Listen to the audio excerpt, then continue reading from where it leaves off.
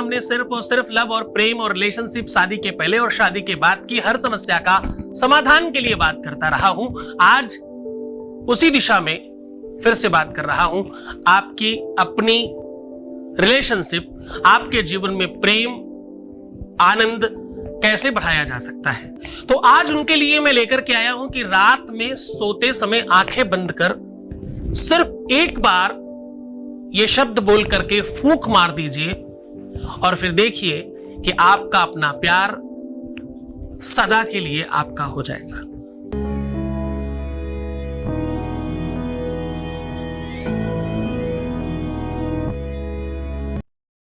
में एक ऐसी समस्या है, ऐसा बड़ा उन्माद है मन का, हृदय का, जिसमें व्यक्ति किसी लायक नहीं रहता।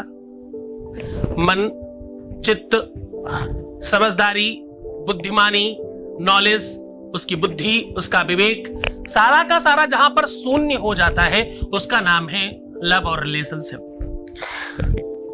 प्रेम आपका चल रहा हो तो आपके लिए सर्वसुलभ है, क्योंकि जब जीवन में प्रेम होता है तो श्रृंगार होता है, सौंदर्यता होती है, खुशियां होती है, प्रसन्नता होती है।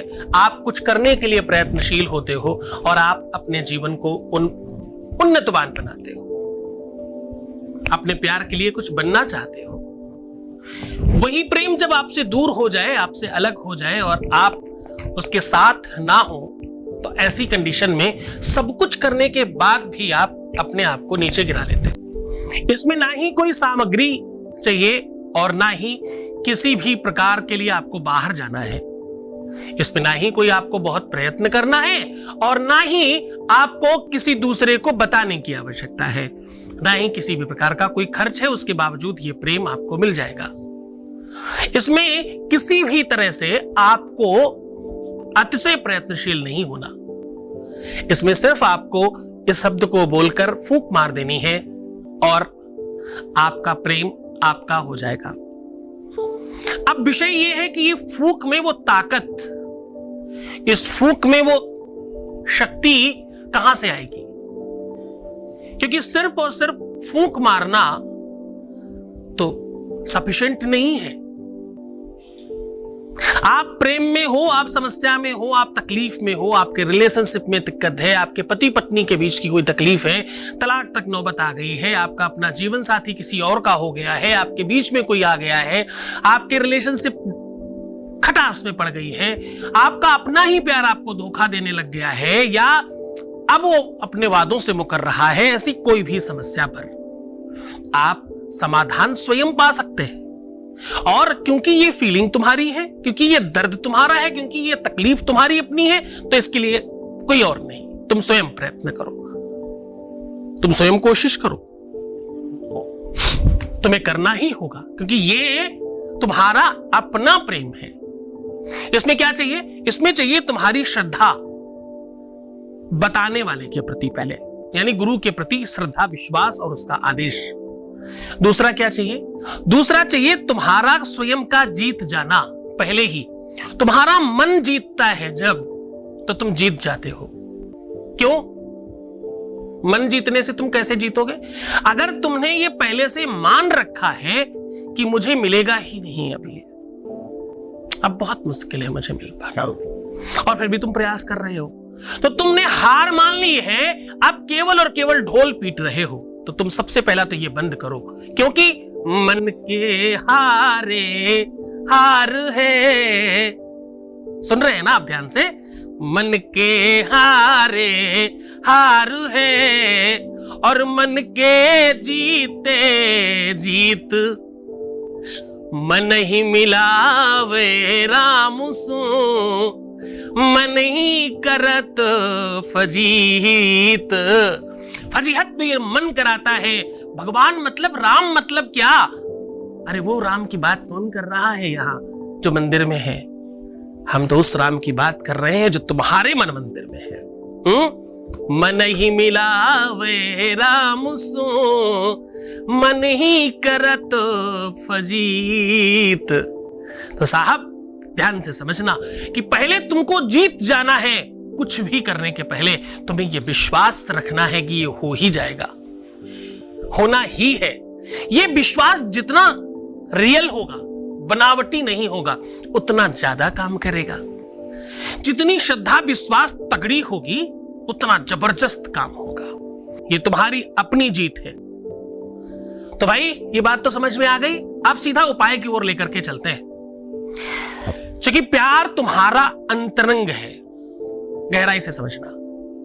अंतरंग मतलब अंदर की वस्तु है, बाहर कुछ नहीं है, दिखा नहीं सकते। कोई बोले अपना प्यार दिखाना, तो कैसे दिखाओगे? अंतरंगता में है, अंदर है। और ये ऐसी फीलिंग है जो बहुत पर्सनल है, हर किसी के लिए नहीं होती। तुम्हारा पार्टनर सुंदर हो, अच्छा हो, रिच हो, संपन्न हो, इससे कोई फर्क नहीं पड़ता। प्यार है, सिर्फ वही बहुत है। अब आपको करना सिर्फ इतना है कि रात्रि में पूरे विश्वास के साथ इस कार्य को करना है और शयन करके आप सीधा लेट जाइए। किसी भी प्रयोग में नाभि कुंड का बहुत प्रभाव पड़ता है। मैं बहुत बार कहता हूं कि अपनी नाभि दिखाना, नाभि शो करना, क्योंकि नाभि जो है वो कहीं ना कहीं बहुत नाभि कुंड है एक्चुअली ये, और ये साधना में, प्यार में बहुत बहुत स्पेशल वर्क करती है, बहुत बड़ा रोल अदा करती है। तो आपको ये कार्य करने के पहले ये क्लियर कर लेना है कि तुम्हारे नाभि स्वच्छ होनी चाहिए। नहीं है तो कच्चे दूध से और गंगा जल से या सामान्य जल से उसको धुल सकते हैं, साफ कर सकते हैं। मैं अक्सर केसर इत्यादि लगाने के लिए बोलता रहता हूं, तो आप वो भी कर सकते हो। अब आपको सीधा शयन करना है और सामान्य श्वास लेना है। श्वास के जरिए अंदर जाने की कोशिश करनी है। अब आप जब श्वास खींचेंगे तो आप बिल्कुल कोशिश करिए, जब आप श्वास खींच रहे हैं तो नासिका के द्वारा अंदर जा रही है। नासिका यानी नोज, आपकी नाक से सीधा अंदर जाती हुई धीरे धीरे धीरे धीरे आप नाक की नली, गला और अंदर हृदय, दिल, नासिका से अंदर श्वास जाते हुए नासिका की नली में, फिर गले में, फिर अंदर हृदय में, दिल में, फिर धीरे से पेट, नाभि कुंड तक जाइएगा और वहां से फिर से वापस आइएगा। और वही यात्रा पूरी श्वास के साथ साथ आपको एक एक जगह स्पर्श करते हुए वापस आना है। आप देखेंगे जब श्वास खींच रहे हैं तो ठंडी है, जब छोड़ेंगे तो गर्म होगी। यह क्रिया कम से कम 20 से 21 बार करिएगा। जब आप पूरी तरह से निर्मग्न हो जाए इस क्रिया में, जब पूरी तरह से न्यूट्रल हो जाए आपका माइंड, ये करते करते आप बिल्कुल एकाग्र हो जाए, बस उस समय आपको ये शब्द बोलकर फूंक मार देनी है। आपको ये शब्द बहुत प्यार से बोलना है। आपको कहना है ओम ह्लीम युगल शर्काराय नमः।